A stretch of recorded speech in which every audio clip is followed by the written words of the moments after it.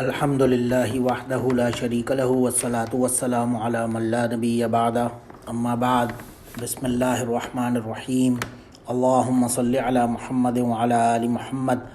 کما صلیت علی ابراہیم وعلی آل ابراہیم انک حمید مجید اللہم بارک علی محمد وعلی آل محمد کما بارکت علی ابراہیم وعلی آل ابراہیم انک حمید مجید عن ابی ہریرہ رضی اللہ تعالی عنہ قال رسول اللہ صلی اللہ علیہ وسلم خیر یوم طلعت علیہ الشمس یوم الجمعۃ فیہ خلق آدم وفیہ ادخل الجنۃ وفیہ اخرج منها ولا تقوم الساعة الا فی یوم الجمعہ او کما قال علیہ الصلوۃ والسلام۔ یہ ایک حدیث ہے حضرت ابو ہریرہ رضی اللہ تعالیٰ عنہ سے۔ اس میں روایت بیان کر رہے ہیں کہ رسول اللہ صلی اللہ علیہ وسلم نے فرمایا خیر یوم طلعت علیہ الشمس یوم الجمعۃ، کہ اس سارے دنوں میں یعنی ان ایوری ڈے جس دن بھی سورج نکلتا ہے، روز ظاہر آف کورس سورج تو روز ہی صبح الحمدللہ نکلتا ہے، یعنی 7 days a week، ان تمام کے تمام جو 7 days a week ہیں ان میں سب سے بہترین جو دن ہے وہ جمعے کا دن ہے۔ فیہ خلق آدم، اس دن آدم علیہ الصلوۃ والسلام کی تخلیق ہوئی تھی، یعنی انہیں پیدا کیا گیا تھا، اور اسی دن انہیں جنت سے باہر جانے بھیجا گیا، یعنی باہر نکالا گیا، اور اسی دن انہیں ادخل الجنہ، اسی دن انہیں جنت میں داخل کیا گیا، اور اسی دن انہیں اخرج منہا، نکالا گیا تھا جنت سے باہر جب وہ دنیا میں بھیجے گئے تھے، اور اس کے بعد ظاہر ہے پھر ہیومن کریشن کا سٹارٹ ہوا۔ ولا تقوم الساعۃ الا فی یوم الجمعہ، اور قیامت بھی جمعے کے ہی دن آئے گی، یعنی قیامت کا دن بھی جب وہ قائم ہوگا تو جمعے کا دن ہوگا۔ تو جمعے کے دن کے حوالے سے جو یوم الجمعہ جسے کہا گیا تھا، اس کو ایک خاص فضیلت، ایک اہمیت حاصل ہے۔ مین چیز یہ ہے کہ شریعت کے اندر بہت ساری ڈیفرنٹ نمازیں ہیں، ظاہر ہے ہم نے اسٹڈی بھی کیا، فرض نمازیں ہیں، مسنون نمازیں ہیں، نوافل وغیرہ ہیں، ایٹسیٹرا ایٹسیٹرا، مگر بعض ایسی کانگریگیشنل پریئرز ہیں، یعنی جو اجتماعیت جن کے اندر ہمیں خاص ایک سائن نظر آتا ہے، ان میں آف کورس یہ چند نمازیں جو ایک فرسٹ آف آل ویکلی ہمیں نظر آتی ہے جمعے کی، اور پھر اینولی ہمیں عیدین وغیرہ کی نمازیں عید الفطر اور عید الاضحیٰ پہ نظر آتی ہیں، اور اس کے علاوہ پھر صلاۃ الکسوف اور صلاۃ الاستسقاء جیسی بھی اجتماعی نمازیں یعنی کانگریگیشنل پریئرز ہمیں شریعت میں سنت میں نظر آتی ہیں۔ تو ظاہر ہے یہ جو کانگریگیشن ہوتا ہے، یہ جو اجتماع ہوتا ہے باقاعدہ لوگوں کا نماز کی خاطر، اس کی ایک اپنی خاص نوعیت اور ایک امتیازی شان ہے، جس کی وجہ سے ہی ظاہر ہے گویا یہ امت کا ایک شعار ہے، ایک سائن ہے، اور اس میں یہی ساری نمازیں بھی آتی ہیں۔ ظاہر ہے ڈیلی تو جو نمازیں ہوتی ہیں اس میں ظاہر ہے 5 times a day صرف محلے کے چند لوگ بھی جمع ہو جاتے ہیں، یا ایٹ لیسٹ نمبرنگ وائز لوگوں کی اتنی بڑی تعداد جمع نہیں ہو سکتی، تو سب کے اپنے اپنے روٹینز ہوتے ہیں، اسی لیے ایک تو جمعے کا دن خاص مقرر کیا کہ اس دن لوگ اپنے کام دھام سب چھوڑ چھاڑ کے زیادہ جمع ہوں، اور ایک کوشش کریں شہر کی بڑی مسجد میں نماز کی جائے، اور اس نماز میں بھی جو مین ایک سگنیچر ہے اس نماز کا کہ 4 رکعت ظہر کی بجائے اس میں تخفیف کر دی گئی، اور 2 رکعت صرف نماز ادا کی جاتی ہے جمعے کی، اور اس کے پھر جو باقی 2 رکعت کی اگینسٹ خطبے کو لازم کر دیا گیا جمعے کے دن۔ تو ظاہر ہے جس طرح سے ہر روز ہی ظاہر ہے قبولیت کی بھی گھڑیاں ہوتی ہیں، دعاؤں وغیرہ کی ایٹسیٹرا ایٹسیٹرا، رات میں خاص طور سے شب قدر کی ہم دیکھتے ہیں کہ خاص اسے ایک مرتبہ ایک مقام حاصل ہے رمضان کی، تو اسی طرح سے جمعے کا ایک دن ایسا ہے جس کے بارے میں آتا ہے حدیثوں وغیرہ میں بھی بہت زیادہ دعاؤں کی مقبولیت کے بھی فضائل ہمیں نظر آتے ہیں، اور اسی لیے اس حدیث میں بھی فرمایا گیا کہ یہ بہت ہی سب سے بہترین دن ہے پورے ویک میں، جمعے کا دن۔ اسی دن یہ تمام معاملات بھی ہوا، آدم علیہ السلام کی تخلیق سے لے کر ان کا جنت میں داخل ہونا، پھر باہر آنا، پھر اسی دن قیامت کا قائم ہونا، یہ سب نشانیوں میں سے نشانیوں ہیں اللہ سبحانہ و تعالیٰ کی۔ اور جمعے کے دن پھر خاص کیا عمل ہے جو ضروری ہے، اس کے بارے میں آتا ہے روایت میں اوس بن اوس رضی اللہ عنہ کی کہ رسول اللہ صلی اللہ علیہ وسلم نے فرمایا ان من افضل ایامکم یوم الجمعہ، کہ سب سے بہترین جو ایام ہیں، ایام دنوں میں سے دن ہے وہ جمعے کا دن ہے، فی خلق آدم و فی قبض، اسی دن آدم علیہ السلام کی تخلیق ہوئی، اسی دن ان کی وفات ہوئی، اور وفی نفخت وفی صاعقہ، اور اسی قیامت کا جو سور پھونکا جائے گا وہ اسی دن ہوگا، اور موت اور فنا کی جو بے ہوشی ہے ساری مخلوق پر، تمام جو مین کائنڈ جو کریشنز ہیں ان سب کی جو فائنل اینڈ ہوگا وہ جمعے کے دن ہی ہوگا۔ تو اس دن کیا کرنا افضل ہوگا؟ جب بھی جمعے کا دن آئے فاکثر علیہ من الصلاۃ، کہ اس دن میرے پہ صلاۃ کی زیادہ کثرت کرو، ایمپل مجھ پہ درود و سلام بھیجو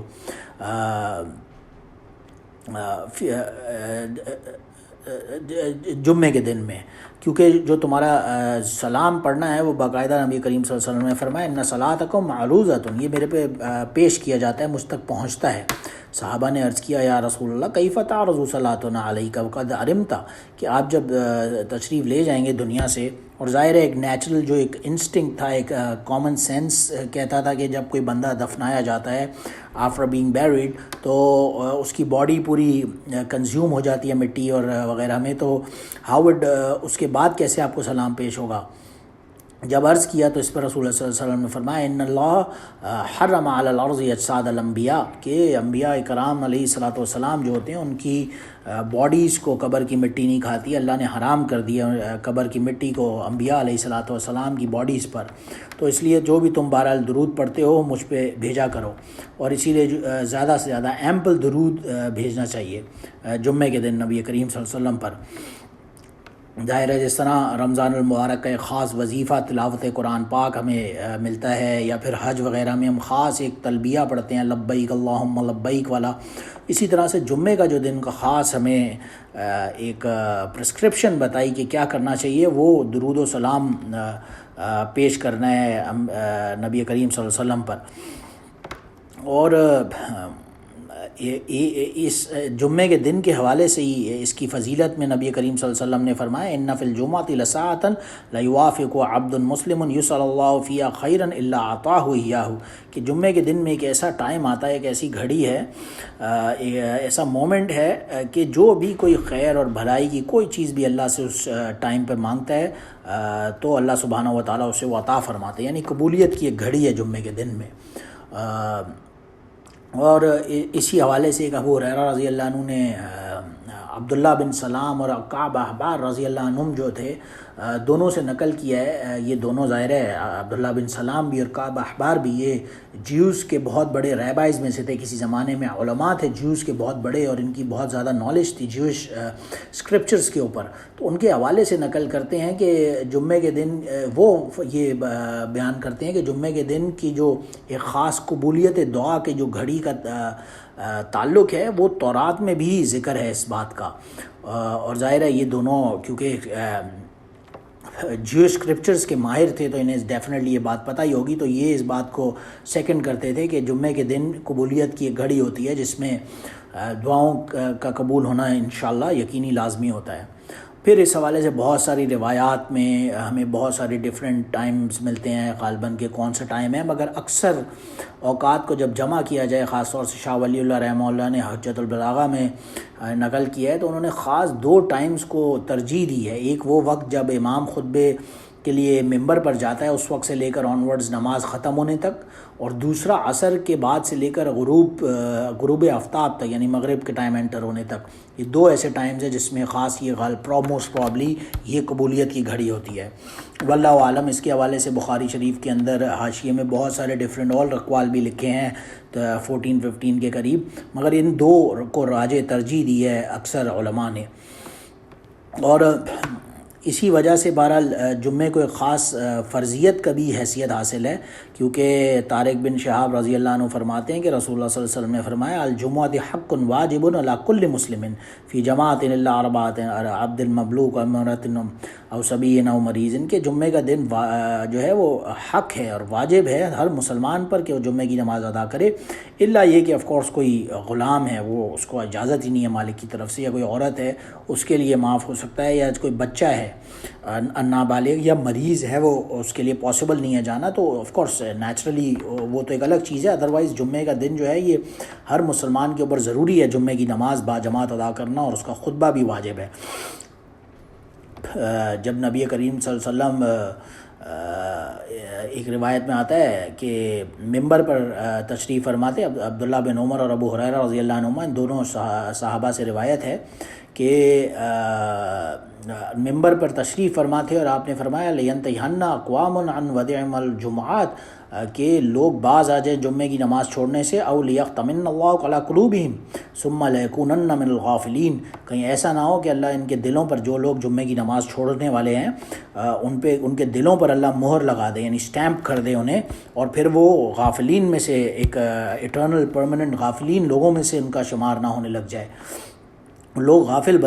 پرماننٹ بن جائیں اگر جمعے کی نماز چھوڑنے والے بن جائیں گے۔ اور ایک دوسری روایت میں یہ بھی آتا ہے من ترک صلاۃ الجمعہ تہاونا بہا طبع اللہ علی قلبہ، کہ جو کوئی بھی جان بوجھ کر جمعے کی نماز چھوڑتا ہے، یعنی کوئی مجبوری نہیں ہے، انلیس کوئی بہت ہی اس کا شرعی عذر نہیں ہے، اس کے علاوہ کوئی جمعے کی نماز چھوڑتا ہے تو اللہ اس کے دل پر مہر لگا دیتا ہے، سٹیمپ کر دیتا ہے۔ بعض روایات میں آتا ہے کہ جو 3 کنزیکٹیو جمعے چھوڑتا ہے انٹینشنلی، اس کے بارے میں آتا ہے، اور سنن ابو داؤد، جامع ترمذی، سنن نسائی، سنن ماجہ، مسند دارمی، اور یہ بہت سارے، امام مالک رحمہ اللہ نے موطا میں، صفوان بن سلیم رضی اللہ عنہ، امام احمد رحمہ اللہ نے اپنی مسند میں، ابو قتادہ رضی اللہ عنہ سے بھی روایت کی ہے۔ بہت ساری روایات میں یہ بات ملتی ہے کہ جمعے کی نماز چھوڑنے پر اللہ سبحانہ و تعالیٰ خدا نخواستہ مہر لگا دیتے ہیں۔ اور مہر لگانے کے علاوہ ایک روایت میں یہ بھی آتا ہے ابن عباس رضی اللہ عنہ کی، کہ من ترک الجمعۃ من غیر ضرورت کتب منافقا فی کتاب لا یمحى ولا یبدل وفی بعض روایت ثلاثا، کہ جو کوئی بھی 3 جمعے جان بوجھ کر چھوڑتا ہے کنزیکٹیولی، تو اس کا نام جو ہے وہ منافق لوگوں میں لکھ دیا جاتا ہے، اس بک کے اندر جو رجسٹر ہے ہمارا نامہ اعمال کا، اس میں اس کا نام منافقوں میں لکھ دیا جاتا ہے، اور وہ ایسا ظاہر رجسٹر ہے جس کے بارے میں فرمایا لا یمحى ولا یبدل فی، کہ وہ اس کے اندر نہ کچھ مٹ سکتا ہے، نہ کچھ چینج ہو سکتا ہے، کوئی رد و بدل نہیں ہو سکتا اس رجسٹر کے اندر جو نامہ اعمال کا ہے۔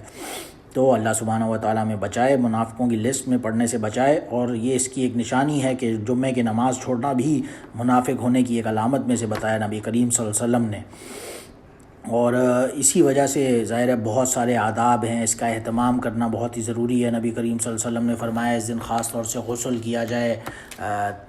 غسل کر کے خوشبو وغیرہ لگا کے کوشش کی جائے، نئے کپڑے پہن کر جب جایا جائے، اور پھر وہ بندہ نماز تک پہنچتا ہے ثم یصلی ما کتب له ثم ینصت اذا تکلم الامام الا غفر له ما بینه وبین الجمعۃ الاخری، جو بندہ بھی نئے صاف ستھرے کپڑے پہن کر نہا دھو کر جمعے کے لیے جاتا ہے اور خوشبو لگا کر، اور پھر خاموشی سے جو امام جب خطبہ دے رہا ہے تو وہ سنتا ہے اور پھر نماز ادا کرتا ہے، تو اس کے تمام گناہوں کی معافی ہو جاتی ہے۔ جو کوئی بھی پچھلے جمعے سے لے کر اس جمعے تک اس نے گناہ کیے، اور پھر وہ نیکسٹ جمعے تک دوبارہ یہی عمل کرتا ہے، تو اس جمعے سے لے کر آنورڈز نیکسٹ جمعے تک جو بھی گناہ ہوتے ہیں وہ اس کے معاف ہو جاتے ہیں۔ تو اس کا ایک بڑی فضیلت ہے نبی کریم صلی اللہ علیہ وسلم نے، اور بہت ساری روایات میں آتا ہے من اغتسل یوم الجمعۃ ولبس من احسن ثیابہ ومس من طیب کان عنده ثمۃ الجمعہ فلم يتقطع عناق الناس ثم صلى ما كتب الله له ثم انصت الى خرج امام حتى يفرغ من صلاة كانت كفارة لما بينه وبين الجمعة التي قبلها۔ یہ جو بھی کوئی باقاعدہ اہتمام کے ساتھ جمعے کی نماز کے لیے جاتا ہے اور جمعہ ادا کرتا ہے، اور اس کے تمام جو اہتمام کے آداب کے اوپر عمل کرتا ہے، امام جب خطبہ دے رہا ہے تو خاموشی سے سنتا ہے اور لوگوں پہ پھلانگتا نہیں ہے، یعنی جو لوگ پہلے سے اس کے آگے بیٹھے ہیں تو ان کو ایسے تکلیف دیتے ہیں، آگے کراس نہیں کرتا، بس جہاں جگہ ملی پیچھے بیٹھ گیا خاموشی سے، تو بہرحال اس کے لیے پھر تمام گناہوں کی معافی کا اعلان ہوتا ہے۔ اور ایک مرتبہ ایک دوسری روایت میں بھی آتا ہے نبی کریم صلی اللہ علیہ وسلم نے بیان فرمایا یا معاشر المسلمین ان ھذا یوم جعل اللہ عیدا فاغتسلوا ومن کان عنده طیب فلا یضر ان یمس منکم علیکم السواک، کہ جمعے کے دن خاص طور سے اہتمام کرو، یہ تمہاری عید کا دن ہے، جعل اللہ عیدا، اس دن کو اللہ سبحانہ و تعالیٰ نے تمہارے لیے عید بنایا ہے، اس دن غسل وغیرہ کرو اور خوشبو وغیرہ لگاؤ اور اچھی طرح سے تیار ہو کر، اور مسواک تمہارے اوپر، علیکم بالسواک، سواک کو لازم کیا ہے، یعنی دانتوں کی صفائی کر کے جاؤ، منہ سے کوئی گندی اسمیل نہ آ رہی ہو، اور باقاعدہ اہتمام کے ساتھ جمعے کے لیے حاضری دو۔ نبی کریم صلی اللہ علیہ وسلم کا بھی یہی معمول تھا، آپ یہی فرمایا کرتے تھے۔ ایک ابو ہریرہ رضی اللہ عنہ کی روایت میں بھی آتا ہے، نبی کریم صلی اللہ علیہ وسلم یقلع اسفار و یقص الشارب یوم الجمعۃ قبل ان یخرج الصلاۃ، کہ نبی کریم صلی اللہ علیہ وسلم نماز جمعے کے لیے نکلنے سے پہلے اپنے ناخن وغیرہ تراشتے تھے، نیلز کٹ کرتے تھے، بالوں کو یعنی مونچھوں کو، مسٹیچ کو خاص طور سے کاٹا وغیرہ کرتے تھے، اسے چھوٹا کرتے تھے اور خاص تیاری کے ساتھ جمعے کے لیے جاتے تھے۔ اور صرف یہی نہیں بلکہ خاص کپڑوں کا بھی اہتمام فرمایا کرتے تھے اپنے ایک جمعے کے لیے۔ عبداللہ بن سلام رضی اللہ عنہ نے ایک روایت بیان کی ہے جس میں نبی کریم صلی اللہ علیہ وسلم نے فرمایا ما علی احدکم وجد ان یتخذ ثوبا فی الیوم الجمعۃ سوا ثوب مہنتی، کہ خاص طور سے جمعے کے دن نبی کریم صلی اللہ علیہ وسلم نے فرمایا خاص ایک جوڑا متعین کر لو اور وہ خاص جوڑا پہنا کرو جمعے کے دن۔ یہی وجہ ہے کہ طبرانی نے معجم صغیر میں اور اوسط میں عائشہ رضی اللہ عنہ سے بھی روایت بیان فرمائی ہے کہ نبی کریم صلی اللہ علیہ وسلم کا ایک خاص جوڑا تھا، یہ ہے اسپیشل سیٹ آف سوٹ جو آپ جمعے کی نماز کے لیے پہنا کرتے تھے اور تشریف لے جاتے تھے، اور پھر فارغ ہو کر جب واپس تشریف لاتے تو وہ ہم تہہ کر کے رکھ دیتے تھے فولڈ کر کے، اور نیکسٹ جمعے کو وہ لباس پھر دوبارہ نکالا جاتا تھا۔ تو بہت زیادہ ظاہر ہے ایک بہت ہی فضیلت ہے جمعے کے وقت اہتمام کے ساتھ جانے کی۔ اور پھر ظاہر ہے جو جتنا جلد سے جلد جائے گا اس کے لیے بھی اتنا ہی زیادہ اجر لکھا جائے گا، کیونکہ ابو ہریرہ رضی اللہ عنہ کی روایت میں بخاری اور مسلم شریف کے اندر آتا ہے کہ رسول اللہ صلی اللہ علیہ وسلم نے خاص طور سے فرمایا اذا کان یوم الجمعۃ وقفت الملائکۃ علی باب المسجد، کہ جمعے کے دن ملائکہ جو فرشتے ہیں وہ مسجد کے گیٹ پہ کھڑے ہوتے ہیں، یکتبون الاول فالاول، وہ تمام لوگوں کا نام رجسٹرز میں لکھ رہے ہوتے ہیں، جو پہلے آیا ہے کون اس کے بعد آیا ہے کون اس کے بعد آیا ہے، اور جو سب سے پہلے آیا ہوتا ہے اس کی مثال ایسی ہے جیسے اس نے کوئی اونٹ اللہ کے راستے میں قربان کیا، یعنی ایک کیمل کی ڈونیشن کے بدلے اس کو اجر ملا۔ پھر جو اس کے بعد لوگ آئے ان کا اصل گائیں کے برابر ہوتا ہے، اور پھر اس کے بعد میں لیٹ آنے والوں کا کپشن یعنی گوٹ بھیڑ وغیرہ کا کے برابر اجر ملتا ہے ڈونیشن کرنے کا۔ اس کے بھی بعد جو لیٹ آتے ہیں لوگ ان کو ایک ایٹ لیسٹ دجاجن یعنی چکن مرغی کے ڈونیشن کا ثواب ملتا ہے، اور ثم بیضتن اس کے بھی بعد جو سب سے اینڈ میں یعنی آتے ہیں لوگ ان کو ایک ایٹ لیسٹ انڈا اللہ کے راستے میں یعنی ایگ ڈونیٹ کرنے کا ثواب ملتا ہے۔ لیکن جب فیضا خرج الامام طوعا صحوفهم ویستمعون الذکر، جب امام خطبے کے لیے کھڑا ہو جاتا ہے اس کے بعد یہ جو ملائکہ فرشتے ہیں یہ ان رجسٹرز کو کلوز کر دیتے ہیں اور جا کر خطبہ یعنی اللہ کا ذکر سننے میں مشغول ہو جاتے ہیں، گویا اس کے بعد آنے والے کو اجر میں خدا نخواستہ ملنا ہی پاسبلی ختم ہو جاتا ہے۔ اور پھر آف کورس نبی کریم صلی اللہ علیہ وسلم کا معمول تھا گرمیوں کے دنوں میں تھوڑا ڈیلے کر کے نماز ادا کرتے تھے اور سردیوں کے دنوں میں جلدی کرتے تھے۔ ظاہر ہے ظہر کا بھی اسی طرح سے معاملات ہیں، اور نبی کریم صلی اللہ علیہ وسلم جب خطبہ فرمایا کرتے تھے تو حضرت جابر رضی اللہ عنہ فرماتے ہیں کہ اذا خطب احمرت عیناہ، آپ صلی اللہ علیہ وسلم کی آنکھیں لال احمرت یعنی لال ہو جاتی تھی جیسے پیشن سے، ولا صوت اشتد غضب، اور آپ کی آواز غضب سے بالکل پیشنیٹلی آپ بیان فرماتے تھے، حتی کانہ منذر جیش، اس طرح سے آپ بیان فرما رہے ہوتے تھے گویا آپ ایک لشکر کو دشمن کے دیکھ رہے ہیں اپنی آنکھوں کے سامنے۔ اور آپ فرمایا کرتے تھے یقولو صبحکم و مساکم، یقول آپ صلی اللہ علیہ وسلم لوگوں سے بہت ہی پیشنٹلی بیان فرمایا کرتے تھے کہ صبح شام تم پر آ پڑنے والی ہے، یہ جو ڈے اینڈ نائٹ ہے، اور بعثت انا والساعۃ کہاتین، میں اور قیامت کا دن جو ہے وہ اس طرح سے ہیں، گویا یہ دو انگلیوں کی طرف اشارہ کیا اپنے ہاتھوں کی جو انڈیکس فنگر ہے اور مڈل فنگر ہے ان کو اٹھا کر ہاتھ میں، کہ اس دو انگلیاں جس طرح آپس میں اتنی کلوز ہیں اسی طرح سے میرا آنا اور قیامت کا آنا کلوز ہے۔ تو جتنا جلد سے جلد ہو سکے ظاہر ہے لوگوں کو اپنے مرنے سے پہلے مرنے کی تیاری کرنے کی یعنی ایک پیشنیٹلی خطبہ فرمایا کرتے تھے۔ اور یہ بھی فرمایا نبی کریم صلی اللہ علیہ وسلم نے ایک روایت میں یرکعوا قبل الجمعۃ اربعا وبعدها اربعا، کہ جمعے سے پہلے 4 رکعت پڑھ لیا کرو اور جمعے کے بعد بھی 4 رکعت پڑھ لیا کرو جو واجب ہیں، یعنی جمعے سے پہلے 4 رکعت پڑھنا اور جمعے کے بعد 4 رکعت پڑھنا جسے سنت مؤکدہ کہا جاتا ہے۔ اور ایک مرتبہ سلیق الغطفانی رضی اللہ عنہ جمعے کے لیے تشریف لائے. آپ نے پوچھا کہ تم نے کوئی نماز پڑھی ہے، اور انہوں نے نہ کیا، تو آپ نے اسی وقت انہیں حکم دیا کہ آپ 2 رکعت پڑھو. تو 2 رکعت نماز بھی پڑھنا ثابت ہے نبی کریم صلی اللہ علیہ وسلم سے. اور 4 رکعت جو بات کی ہے اس کے علاوہ ایک روایت میں عبداللہ بن عمر رضی اللہ عنہ کی یہ بھی آتا ہے کہ آپ 2 رکعت نماز ادا کیا کرتے تھے جمعے کے بعد. واللہ عالم یہ سنت موقدہ ہیں، انہیں بھی ادا کرنا ضروری ہے ظاہر ہے. اور پھر ایک دوسری جو کانگریگیشنل پریئرز میں آتی ہے وہ عیدین کی نمازیں ہیں. ظاہر ہے ان کے بارے میں تفصیلاً بات ہوتی رہتی ہے اور اکثر ہم سنتے بھی ہیں، لیکن جب نبی کریم صلی اللہ علیہ وسلم ہجرت فرما کر مدینہ تشریف لائے تو آپ نے خاص طور سے ان 2 دنوں کو متعین کیا. لوگوں میں دوسرے روایات تھیں، یعنی کہ نلعب فیما فی الجاہلیہ، آپ کھیل کود کے تماشوں کے لوگوں میں محفلیں، اور اس دن کوئی ایونٹس ہوا کرتے تھے لوگوں میں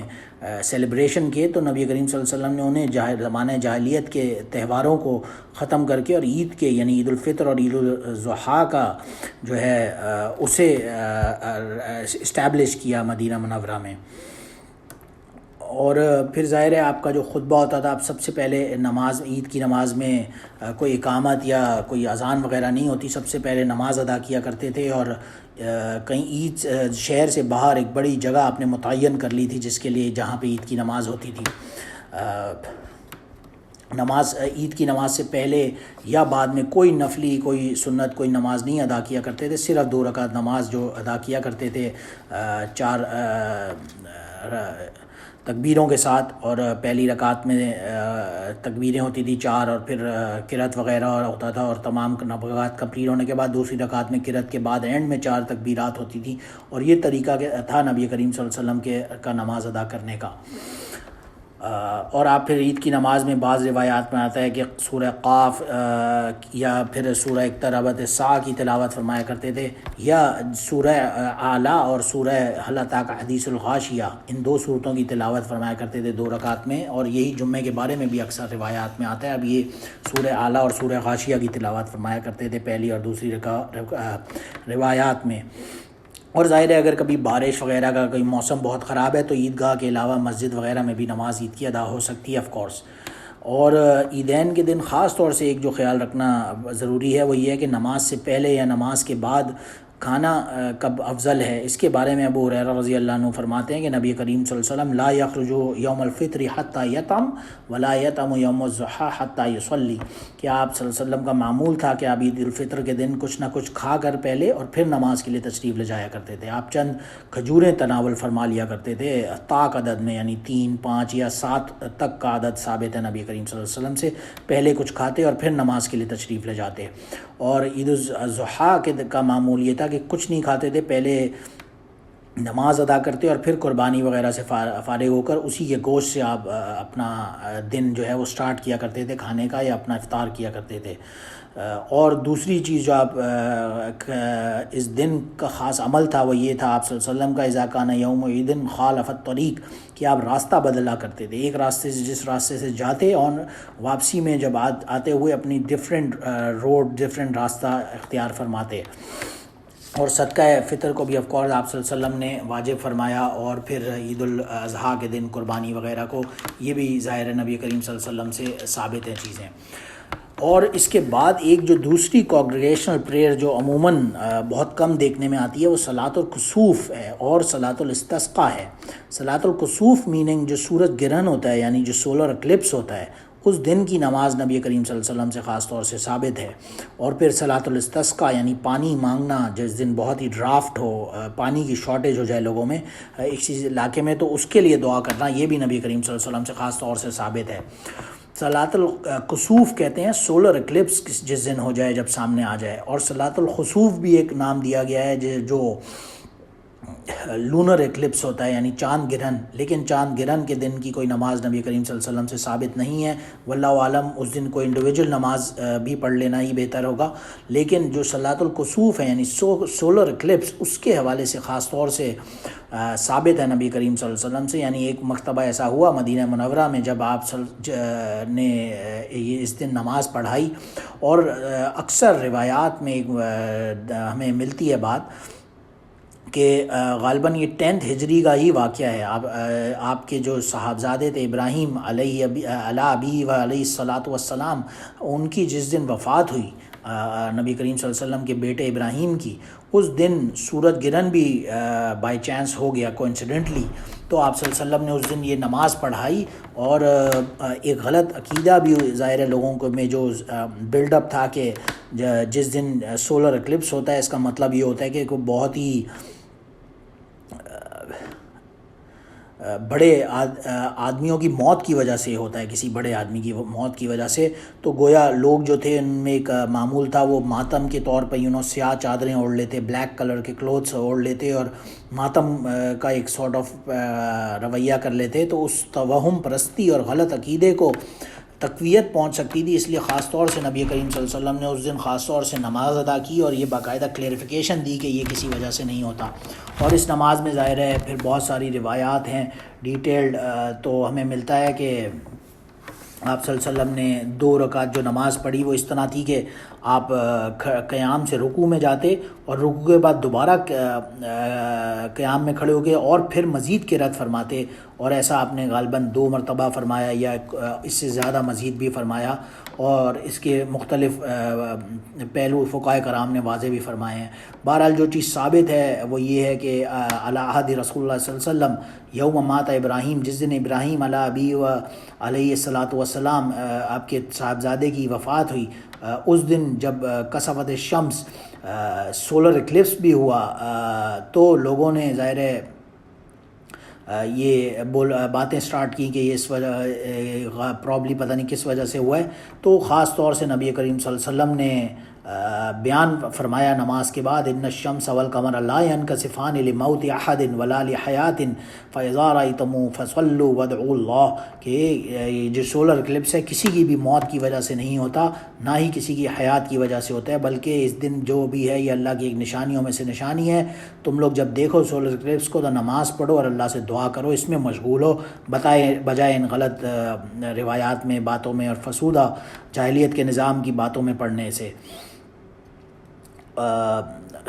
اور ظاہر ہے یہ بات بہت ساری روایات میں اور بھی آتی ہے، ابھی موسیٰ رضی اللہ عنہ کی بھی روایت میں آتا ہے، بخاری مسلم دوسری احادیث وغیرہ کی روایات میں یہ باتیں ثابت ہیں۔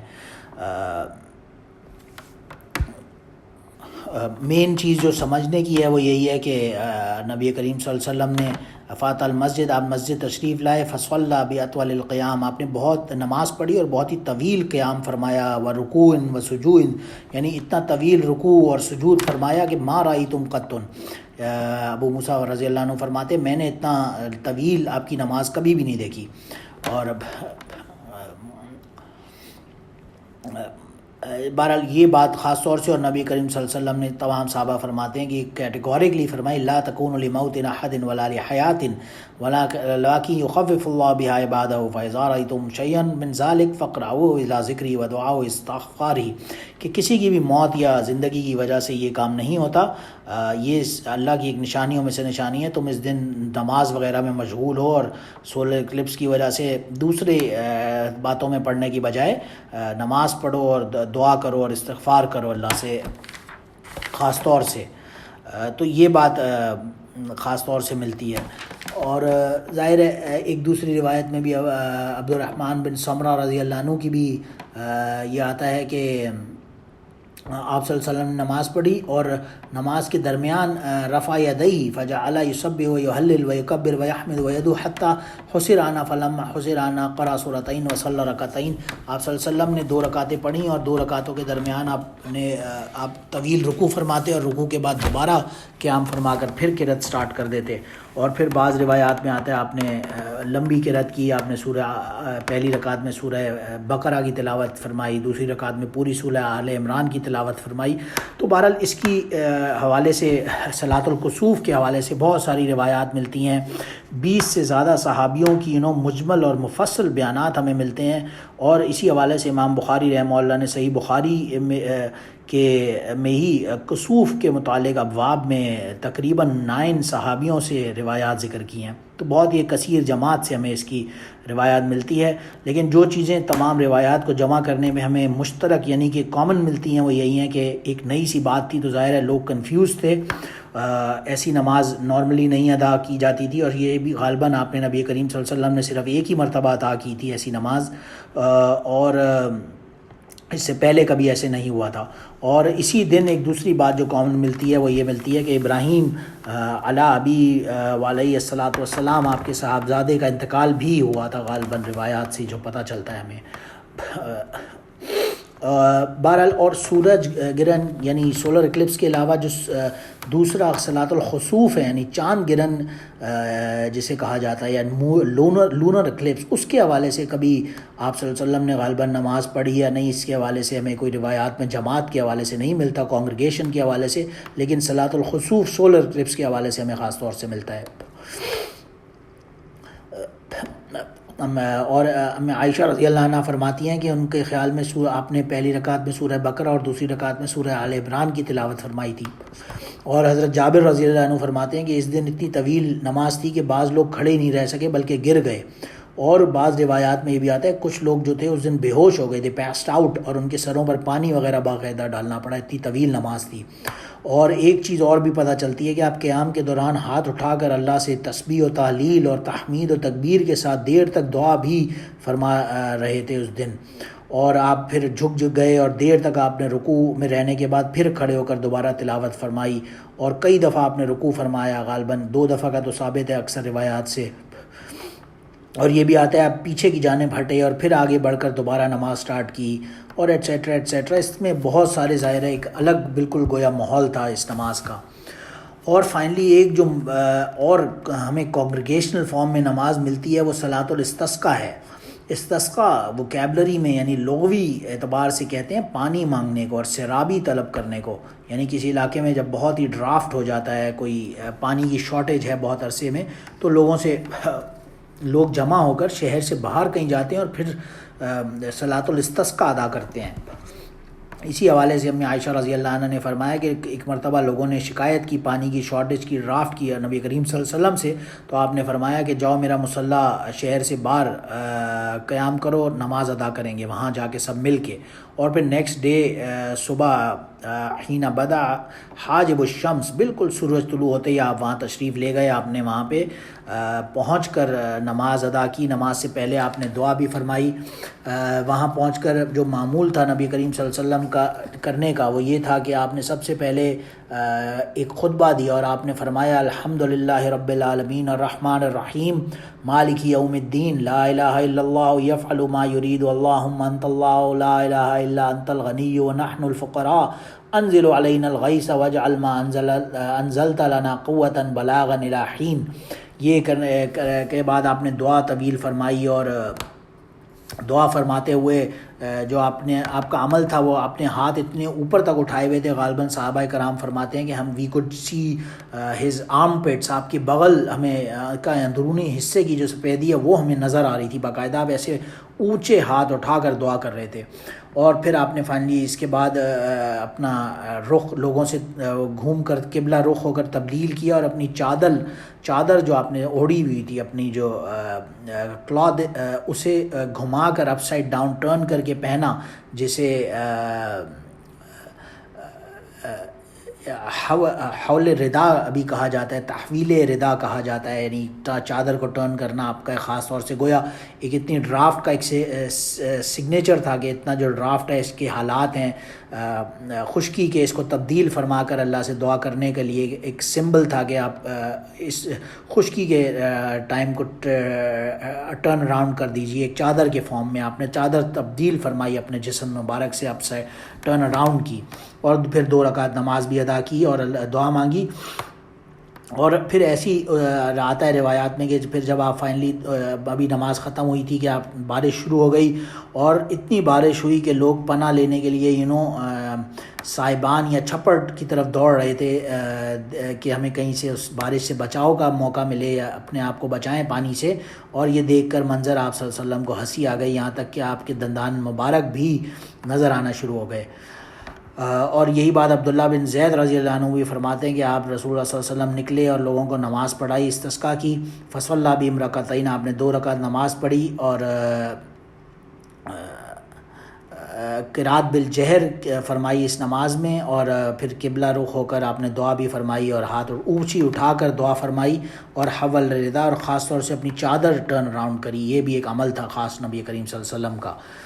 اور دوسری بات جو ابن عباس رضی اللہ عنہ فرماتے ہیں کہ استسقاء کے لیے جب آپ گئے تو متبذلا متواضعا متخشعا متضرعا، یعنی آپ جیسے جمعے یا عیدین کے حوالے سے فرمایا کرتے تھے نئے کپڑے پہن کر تیار ہو کے جاؤ، تو اس طرح سے نہیں تشریف لے گئے، بلکہ خاکساری اور مسکینی اور عاجزی کے ایک ماحول میں آپ صلی اللہ علیہ وسلم تشریف لے گئے. ظاہر ہے گویا ایک فقراء کی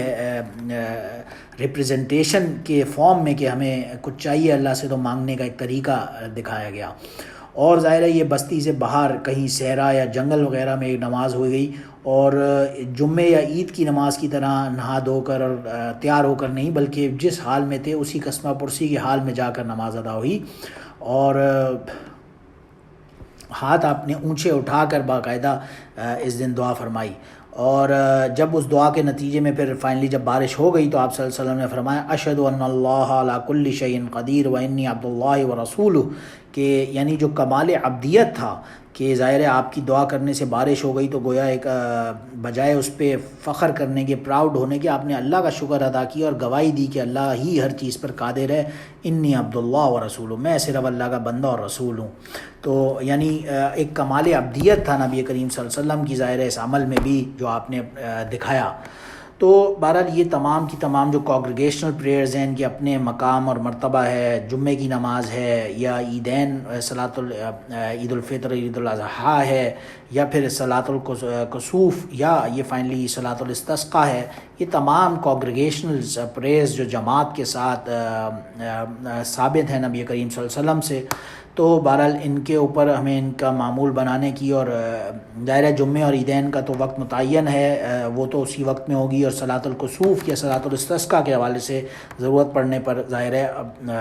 ہونا یہ بھی نبی کریم صلی اللہ علیہ وسلم سے ثابت ہے. اللہ سبحانہ و تعالی ہمیں ان سب کے کو پکڑ کر رکھنے کی اور انہیں پڑھنے کی توفیق عطا فرمائے. وآخر دعوانا الحمدللہ رب العالمین. سبحان ربک رب العزت عما یصفون وسلام علی المرسلین والحمد للہ رب العالمین.